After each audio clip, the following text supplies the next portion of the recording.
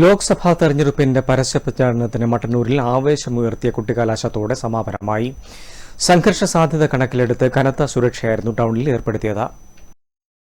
LDF പ്രവർത്തകർ Mattannur bus stand പരിസരത്തും UDF Mattannur ജംഗ്ഷനിലും NDA Thalassery റോഡിലെ ലിങ്ക്സ് മാൾ പരിസരത്തുമാണ് കുട്ടിക്കലാശം സംഘടിപ്പിച്ചത്. പതാകകളും സ്ഥാനാർത്ഥികളുടെ ചിത്രം പതിച്ച ബോർഡുകളും വസ്ത്രങ്ങളും മറ്റുമായി 3 മുന്നണികളുടെയും പ്രവർത്തകർ അണിനിരന്നു.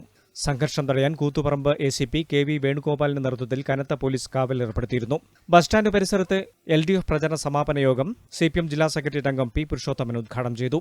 VK Suresh Babu, C Vijayan, KM Vijayan, KT Jose, D Muneer, KP Rameshan തുടങ്ങിയവർ പങ്കെടുത്തു.